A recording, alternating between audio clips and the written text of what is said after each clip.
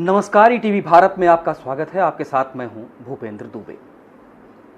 किसी विकास की अवधारणा की नींव उतनी मजबूत होती है उसका शिल्पी जितनी बेहतरीन तरीके से उसे तराशता है।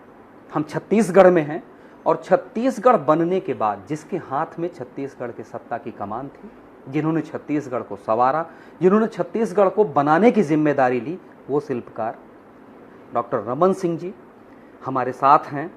उनसे हम चर्चा करेंगे 2024 के चुनाव पर भी। लेकिन सबसे पहले सर, छत्तीसगढ़ जब बना तो उसे बनाने की जिम्मेदारी आपके कंधों पर आई। विकास के जिस स्वरूप को आप रखना चाहते थे, जो आपने रखा, अगर आज हम जहां खड़े हैं उसमें कहां पाते हैं उन विचारों को, कहां पाते हैं उस सोच को?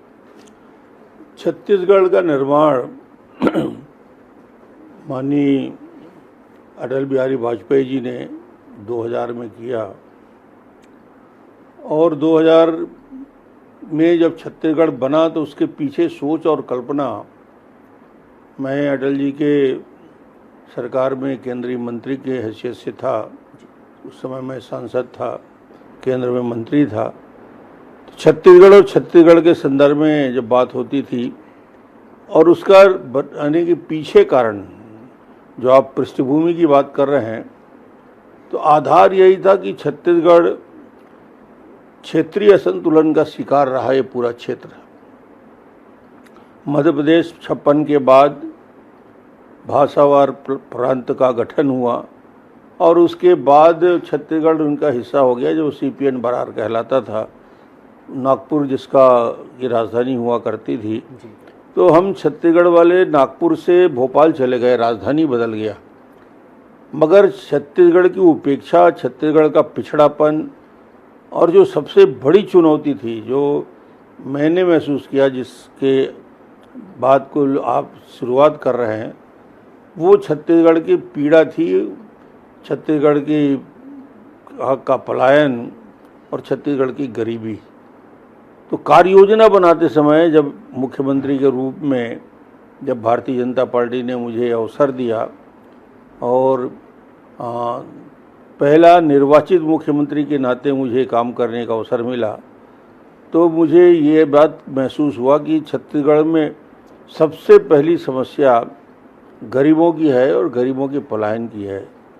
और इसके लिए बड़ी बड़ी योजनाएं बनाने के पहले उनके जीवन में परिवर्तन कैसे आ सकता है, पलायन कैसे रुक सकता है, उस पर कार्य योजना बनाने के लिए अधिकारियों से और हमारी भारतीय जनता पार्टी के टीम से और वरिष्ठ नेताओं से बात हुई। तो उसका निष्कर्ष निकला कि छत्तीसगढ़ में सबसे पहली योजना बेहतर रूप से लागू किया जाए, जो छत्तीसगढ़ को कुपोषण और पलायन से मुक्ति दे, वो मुख्यमंत्री खाद्यान्न सुरक्षा योजना, जिसमें 1 रुपये किलो चावल की योजना भी शुरू हुई, जिसमें चना की योजना भी शुरू हुई, नमक देने की भी योजना शुरू हुई।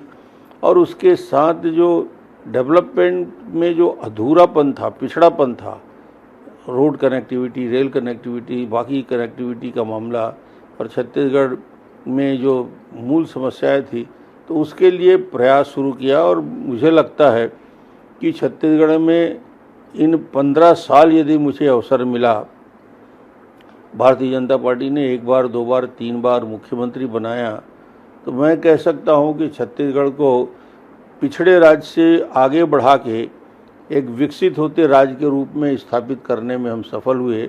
और छत्तीसगढ़, मैं कह सकता हूं कि एक विकसित राज्य की दिशा में आगे बढ़ा। छत्तीसगढ़ के पूरी वो सारी कहानी बताने की ज़रूरत नहीं है कि कितने हज़ार किलोमीटर सड़क बनी, कितनी स्कूल बन गए, कितने हॉस्पिटल बन गए। सारे national institute Bharatiya Janata party की सरकार बनी और भारतीय जनता पार्टी की सरकार में वो NIT हो, IIT हो, IIIT हो, IIM हो, एम्स का निर्माण की कल्पना भी इसी दौर में हुआ। ये सारी संस्थाओं को जन्म हुआ। इंजीनियरिंग कॉलेज, मेडिकल कॉलेज की संख्या बढ़ाने का काम हुआ।